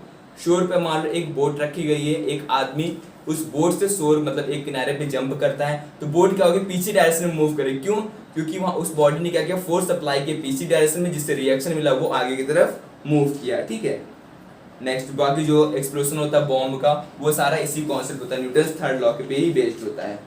नेक्स्ट अब हम लोग आगे बढ़ते हैं, next one is equilibrium of concurrent force. Concurrent force और क्या होता है और फोर्स में डिफरेंस क्या होता है, इसके बारे में पहले समझेंगे कि दोनों फोर्स में आपस में डिफरेंस क्या होता है। Next one is equilibrium of concurrent force. तो फोर्स एक टाइप, कॉन्करेंट फोर्स भी एक टाइप का फोर्स होता है, लेकिन कॉन्करेंट का मतलब क्या हुआ, if a number of force acting on a point eight the same time, अगर ढेर सारा फोर्स एक ही पॉइंट पे अप्लाई हो रहा है तो वहां पे होता है कॉन्करेंट फोर्स। एक एग्जांपल लेते हैं हम लोग, मान लेते एक पॉइंट यहाँ पे O है, ठीक है, यहाँ पे फोर्स अप्लाई हो रहा है, इधर से फोर्स अप्लाई हो रहा है, यहाँ से भी फोर्स अप्लाई हो रहा है और यहाँ से भी फोर्स अप्लाई हो रहा है। ये फोर्स ले लेते हैं F1, ये वाला फोर्स हमारा F2 और ये फोर्स हमारा कौन सा है, F3।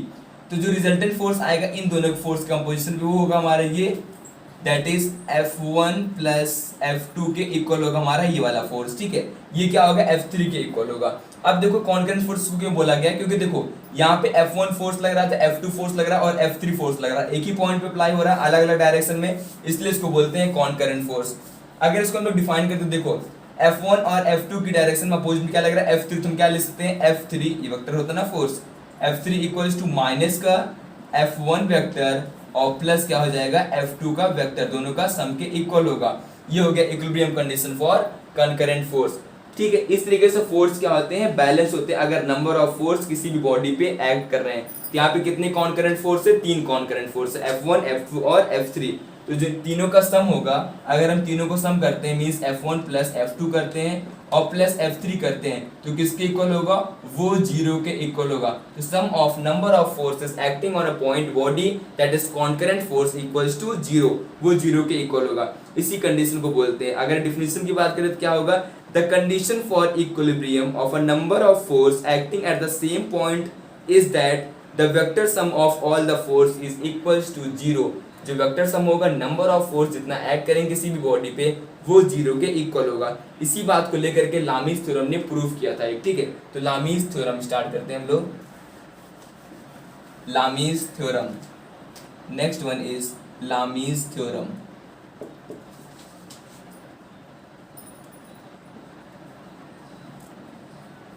लामीज थ्योरम के अकॉर्डिंग क्या था, अगर मान लेते एक पॉइंट ये है, ठीक है, एक पॉइंट हमने यहाँ पे ये लिया, अगर यहाँ पे फोर्स अप्लाई हो रहा है, अलग अलग 3 फोर्स अप्लाई हो रहे हैं, F1, F2 and F3। 3 force are there, that is F1 vector force, F2 and F3, अलग अलग डायरेक्शन में तीनों फोर्स अप्लाई हो रहे हैं। एंगल फॉर्मेशन कितना कितना हो रहा है, alpha, beta and gamma. Angle कितना कितना है, alpha and this is beta and this is gamma, ठीक है। ये हो गया हमारा अल्फा, बीटा और गामा। अगर बात करते हैं लामीज थ्योरम, तो लामीज थ्योरम अप्लाई होता है साइन एंगल के साथ, that is F1 upon F1 के पास कौन सा एंगल सामने, alpha, F1 upon sine alpha, क्या होगा, F1 अपॉन साइन अल्फा किसके इक्वल होगा, F2 के सामने कौन सा एंगल है, बीटा, तो क्या होगा, F2 vector upon sine beta के इक्वल होगा। नेक्स्ट F3 के सामने कौन सा एंगल है, F गामा, तो क्या हो जाएगा, F3 vector upon sine gamma. ये था हमारा लामीज थ्योरम। यहाँ से क्या पता चलता है, फोर्स के इक्विलिब्रियम के बारे में पता चलता है कि सम ऑफ फोर्स 0 के इक्वल होगा। तो लामीज थ्योरम के डिफिनेशन की बात करें क्या होगा, Lami's theorem state that if there force if three force ना, F1, F2, F3, ठीक है, if 3 force acting on a particle keep it in equilibrium then each force is proportional to the sine angle between the other 2 force। इनके according जो F1 होगा वो किसके equal होगा, सामने वाली जो एंगल बन रही मींस दोनों एंगल, दो फोर्स के बीच जो एंगल बन रही है वो उसके साइन एंगल के इक्वल होगा। और F3 किसके ऊपर, इन दोनों के फोर्स के साइन एंगल के इक्वल होगा मींस साइन गामा, और ये किसके होगा, साइन बीटा के इक्वल होगा, जो F1 और F3 के बीच में फोर्स लग रहा है, ठीक है। नेक्स्ट आगे बढ़ते हैं, motion of a connected bodies. अगला एप्लीकेशन है motion of connected bodies.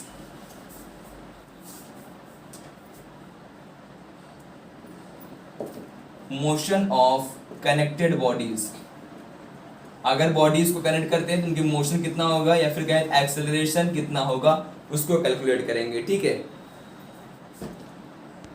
Next start करते हैं motion of a body, connected bodies का केस, ठीक है। कनेक्टेड बॉडीज में क्या होता है, इस तरीके से कुछ व्हील लगा होता है बीच में, यहाँ पे मास होता है, दैट इसका मास कैपिटल एम है, दूसरा लेगा मास है स्मॉल एम, ठीक है। अगर हम बात करते हैं वेट की, इसका वेट कितना होगा, कैपिटल एम इंटू जी के इक्वल होगा, उसका वेट कितना होगा, स्मॉल एम इंटू जी, एम इंटू जी होता है, ठीक है। यहाँ पे क्या है, इसका मास ज्यादा है इसलिए व्हील क्या हो रही है, जो मास है नीचे जा रहा है, व्हील क्या हो रही है, उधर से उठ रही है, इधर से नीचे की डायरेक्शन में जा रही है। एक्सेलरेशन क्या हो रहा है, यहाँ पे डाउनवर्ड डायरेक्शन में लग रहा है, ठीक है। तो वहाँ पे ऊपर जा रहा है तो मतलब उसका मास कम है, तो एक्सेलरेशन अपवर्ड डायरेक्शन में लग रहा है। तो अगर हम बात करते हैं यहाँ पे न्यूटन सेकंड लॉ अप्लाई करते हैं, ठीक है। According to Newton second law, according to Newton's second law, Newton का सेकंड लॉ क्या होता है? अप्लाइड फोर्स किसके इक्वल होता है? मास इनटू एक्सेलरेशन के इक्वल होता है। यहाँ पे अप्लाइड फोर्स कितना होगा? मुझे ये बताओ, ये mg ज्यादा होगा या फिर ये t ज्यादा होगा? अगर एक्सेलरेशन डाउनवर्ड डायरेक्शन में means mg is greater then t, तो हम क्या लिख सकते हैं? mg कैपिटल M इंटू जी माइनस टी किसके इक्वल होगा? अप्लाइड फोर्स m a के इक्वल होगा, मींस m इंटू a के इक्वल हो जाएगा। ठीक है, ये समझ में आ गया। ये होगी हमारी पहली इक्वेशन, ये होगी हमारी पहली इक्वेशन। अब उसी तरीके से दूसरी बॉडी की बात करते हैं। दूसरी बॉडी में क्या जाता है? यहाँ पे देखो, ये बॉडी अगर ऊपर जा रही है तो t ज्यादा होगा या mg ज्यादा होगा? Means t is greater than mg, तो हम यहाँ पे क्या लिखेंगे? t minus small m into G equals to small m into a।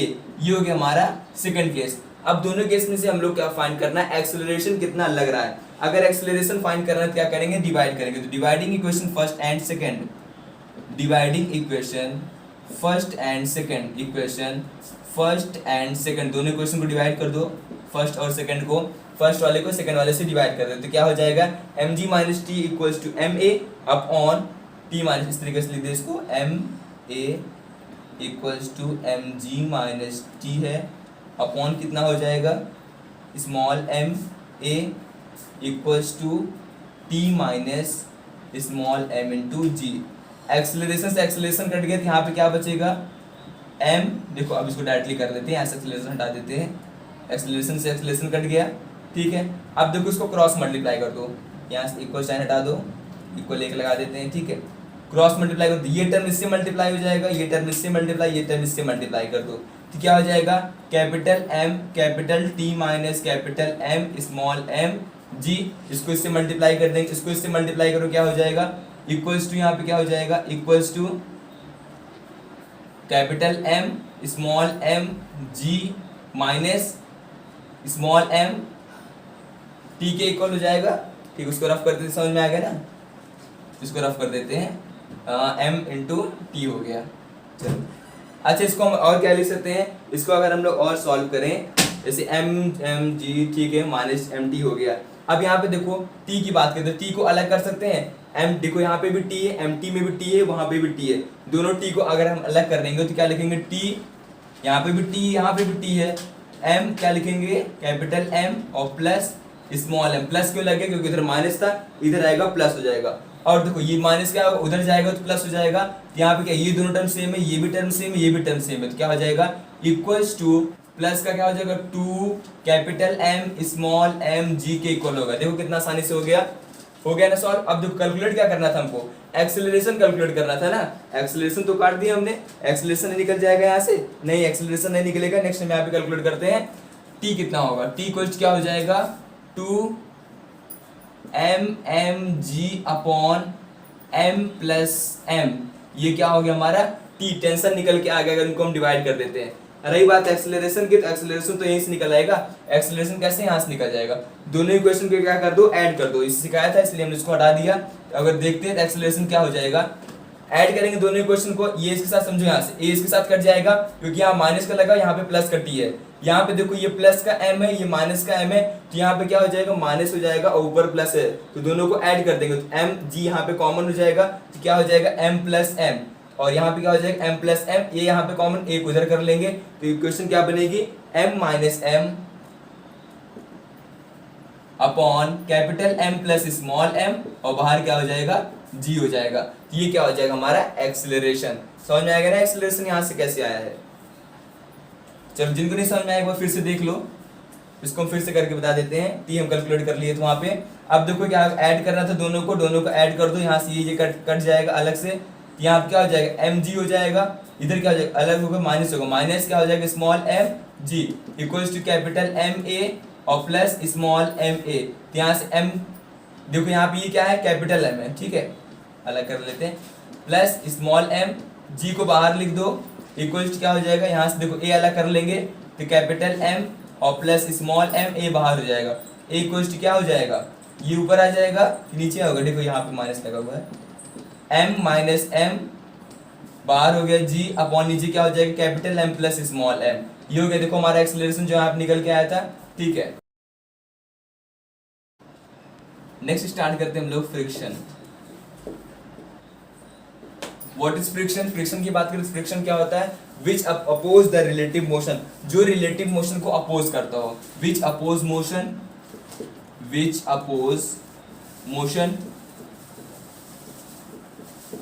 Friction होता है जिसके कारण हम थक जाते हैं चलते चलते, और हमको चलने के लिए हेल्प भी करता है फ्रिक्शन, ठीक है। तो इमोशन को हमारे क्या करता है, अपोज करता है, और हमेशा फ्रिक्शन क्या होता है, अपोजिट डायरेक्शन में वर्क करता है।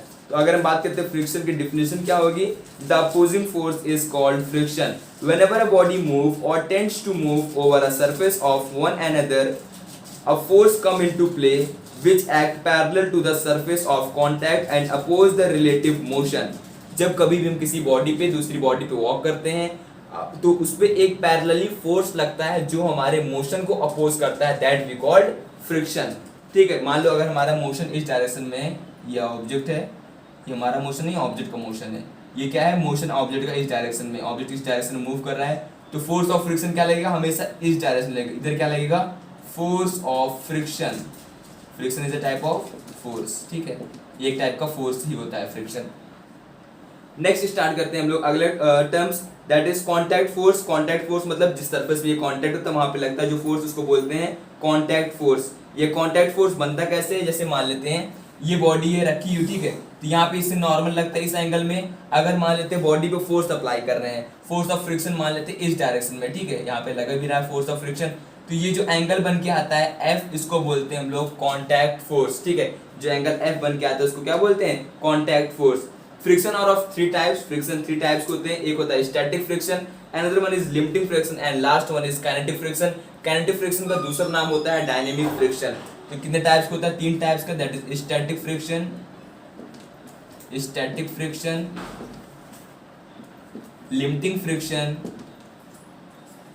And kinetic friction. एक एक फ्रिक्शन करके हम लोग सारा पढ़ेंगे, ठीक है, एक एक करके। सबसे पहले स्टार्ट करते हैं हम लोग static friction. First one is static friction. Static मतलब क्या हुआ, बॉडी जब रेस्ट में होती है उसको हम लोग क्या कहते हैं, स्टैटिक में है, ठीक है, स्टैट बॉडी है। स्टैटिक की डेफिनेशन क्या होगी स्टैटिक फ्रिक्शन की, the force of friction which come into a play between two body before one body actually start moving over the another। Means एक बॉडी दूसरी बॉडी पे रखी हुई है रेस्ट पोजीशन पे, तो वहां पे कौन सा फ्रिक्शन होगा, स्टैटिक फ्रिक्शन होगा। इसको किससे डिनोट करेंगे, एफ एस से डिनोट करेंगे, ठीक है, that is static friction when body is at rest. यहाँ पे लिख देते हैं when body is at rest.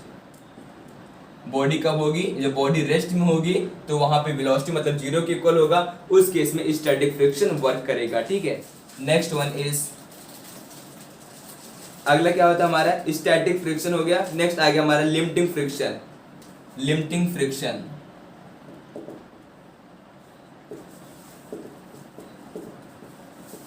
अगर हम बात करें लिमिटिंग फ्रिक्शन, तो लिमिटिंग फ्रिक्शन की डिफिनेशन क्या होगी, लिमिटिंग फ्रिक्शन कब आएगा, देखो जब बॉडी स्टार्ट करने वाली, या फिर बोले जो मैक्सिमम फोर्स होगा, बस बॉडी जस्ट स्टार्ट करने वाली है, ठीक है, एक्सेलरेट कर चुकी है बॉडी, मोशन स्टार्ट होने वाला है, ठीक है, उस केस मोशन स्टार्ट नहीं हुआ अभी, बस स्टार्ट होने वाला है, उस केस में क्या होता है, the last point that we say is limiting friction. Limiting friction, the maximum force of static friction which come into play when a body just start moving over the other। Start करने वाली तो मतलब वहां पे क्या होगा, एक type का स्टैटिक फ्रिक्शन होगा, लेकिन इसको क्या बोलेंगे हम लोग, मैक्सिमम स्टैटिक फ्रिक्शन। क्या टर्म यूज करेंगे हम लोग, मैक्सिमम स्टैटिक फ्रिक्शन यूज करेंगे, ठीक है, मैक्सिमम स्टैटिक फ्रिक्शन। अब इसको डिनोट कैसे करेंगे, एफ एस क्या होता है, स्टैटिक फ्रिक्शन, मैक्सिमम मतलब क्या, एफ एस मैक्स क्या होगा हमारा, लिमिटिंग फ्रिक्शन को डिनोट करने का सिंबल, ठीक है, एफ एक्स मैक्स। अब कुछ प्रॉपर्टीज देखते हैं या फिर लॉ है, देखते हैं क्या होगा। लिमिटिंग फ्रिक्शन किस पर डिपेंड करेगा, नेचर ऑफ द सरफेस पे डिपेंड रहेगा कि किस बॉडी से कंबाइंड है, उनके बीच में अट्रैक्टिव फोर्स कितना लग रहा है। अब यहाँ पे अगर बात करते हैं कोफिशिएंट टर्म, तो रिएक्शन फोर्स से क्या रिलेशन होता है, नॉर्मल रिएक्शन से क्या रिलेशन होता है, F S max is directly proportional to R. जो आर होता है नॉर्मल रिएक्शन के डायरेक्टली प्रोपोर्शनल होता है, यहाँ पे कांस्टेंट टर्म आता है, और कांस्टेंट टर्म क्या होता है, mu S, that is coefficient of static friction. इसके बारे में भी हम लोग यहाँ पे डिस्कस कर रहे हैं, coefficient of static friction, F X max equals to mu S R. अभी हमने बताया था ना कोफिशिएंट ऑफ स्टैटिक फ्रिक्शन किस पे डिपेंड करता है, कि किस बॉडी पे वो कांटेक्ट है, और होता क्या है ये mu S, that is coefficient of static friction. यहाँ पे लिमिटिंग पढ़ रहे थे, स्टैटिक वर्ड क्यों यूज किया, क्योंकि लिमिटिंग ही स्टैटिक का ही टाइप होता है। Maximum static friction we called limiting friction. तो म्यू एस इक्वल्स टू क्या हो गया, म्यू एस इक्वल्स टू क्या हो जाएगा, म्यू एस इक्वल्स टू हो जाएगा F S max upon R, ठीक है। और एफ क्या होगा कि जो बॉडी में फोर्स लग रहा है, एफ को हम लोग क्या लिख सकते हैं, एम इंटू ए लिखेंगे। अभी हम लोग आगे डेरिवेशन करेंगे तो वहां पे देखेंगे कि एफ को हम लोग क्या लिख सकते हैं, F equals to M A भी लिख सकते हैं। यहाँ पे लिख दो इस तरीके से, limiting upon limiting friction upon normal reaction. Normal reaction मतलब क्या होगा, मान लेते ये ऑब्जेक्ट है इस तरीके से यहाँ पे रखा हुआ है, ठीक है। इसका वेट कुछ ना कुछ नीचे W लगेगा, इसको बैलेंस करने के लिए ऊपर क्या लगेगा, नॉर्मल रिएक्शन। यहाँ पे फोर्स ऑफ फ्रिक्शन क्या लगेगा, F लगेगा, जो कि इसके रिलेटिव मोशन के अपोजिट, रिलेटिव मोशन का फोर्स F इधर है, तो क्या लगेगा यहाँ पे, फोर्स ऑफ फ्रिक्शन यहाँ पे लगेगा, ठीक है, इसके अपोजिट डायरेक्शन में लगेगा। इस तरीके से क्या होता है ये, इसको बोलते हैं नॉर्मल रिएक्शन। और ये क्या है हमारा, force of friction. This is the force by which body attracted, और ये क्या है, W, जो इसके नीचे वेट लग रहा है। नेक्स्ट आते हैं लॉ ऑफ काइनेटिक फ्रिक्शन।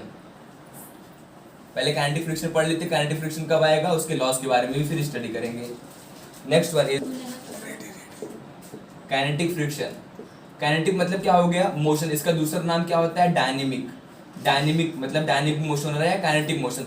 जब कोई बॉडी मूव करे, क्या करेगी, मूव करेगी, वहां पे जो भी फ्रिक्शन होगा उसको हम क्या बोलेंगे, काइनेटिक फ्रिक्शन होगा वहां पे, ठीक है। अब देखो जब बॉडी रेस्ट में थी तो वहां पे स्टैटिक फ्रिक्शन था, बॉडी मोशन में स्टार्ट होने वाले थे तो वहां पे क्या था, लिमिटिंग फ्रिक्शन था। अब बॉडी स्टार्ट हुई मतलब मूव करना स्टार्ट कर चुकी तो वहां पे क्या होगा, काइनेटिक फ्रिक्शन होगा। तो काइनेटिक फ्रिक्शन में बात करते हैं, एफ जो फ्रिक्शन होगा एफ के, वो डायरेक्टली प्रोपोर्शनल होगा किसके, रिएक्शन फोर्स आर के। तो यहाँ पे कांस्टेंट क्या आएगा, एफ के इक्वल्स टू म्यू एस आएगा, नहीं म्यू एस नहीं आएगा। म्यू एस कब आएगा, स्टैटिक के लिए आएगा और लिमिटिंग के लिए आएगा। यहाँ पे क्या आएगा, म्यू के आर। तो म्यू के इक्वल्स क्या हो जाएगा, एफ के अपॉन आर। एफ के क्या होता है हमारा, काइनेटिक फ्रिक्शन, और आर क्या होता है, लिमिटिंग फ्रिक्शन। लिमिटिंग फ्रिक्शन है नॉर्मल रिएक्शन, नॉर्मल रिएक्शन। और एफ के क्या हो जाएगा हमारा, काइनेटिक फ्रिक्शन। ये क्या हो गया हमारा, म्यू के इक्वल हो जाएगा kinetic friction upon normal reaction, ठीक है। अगर हम बात करते हैं फोर्स कौन सा ज्यादा होता है, एफ के ज्यादा होता है या एफ एक्स मैक्स ज्यादा होगा, तो क्या हो ज्यादा होता है, F X max means limiting friction is greater then F के, दैट इज काइनेटिक फ्रिक्शन से ज्यादा होता है। क्योंकि ये maximum potential point, body start करने वाली है तो मैक्सिमम फ्रिक्शन उसी केस में वर्क करता है, that is F X max. चलो इसका एक ग्राफ बनाते हैं, अच्छे समझ में आ जाएगा। इसका एक ग्राफ ड्रॉ करते हैं जहां हम तीनों को आपस में रिलेट करेंगे, ठीक है। फ्रिक्शन और अप्लाइड फोर्स का ग्राफ है ये। तो यहाँ पे क्या होगा, फ्रिक्शन, यहाँ पे क्या होगा, अप्लाइड फोर्स, यहाँ पे क्या होगा, अप्लाइड फोर्स होगा, ठीक है। चलो इसका ग्राफ ड्रॉ करते हैं। यहाँ पे पहले यहाँ से क्या होगा, static friction which reach to maximum point, that is limiting friction, then it goes to straight line, that is dynamic friction। Means यहाँ तक क्या होगा, स्टैटिक फ्रिक्शन क्या होगा, एफ एक्स, ऐसे लिख दे समझ में आ जाएगा ना, एफ एक्स। ये क्या होगा पूरा, limiting friction, that is F S max. और ये क्या होगा, एफ के इक्वल होगा। तो समझ में आ रहा होगा कौन सा ज्यादा है, एफ के इज ग्रेटर देन, एफ के is greater than fs and fs max is greater than both fs and fk, ठीक है, दोनों से ग्रेटर है। ये हो गया हमारा kinetic friction, this is our limiting friction and this is our static friction. ये तीनों का ग्राफ हो गया, आपस में रिलेट करेंगे जिससे हम तीनों को आपस में रिलेट कर सकते हैं।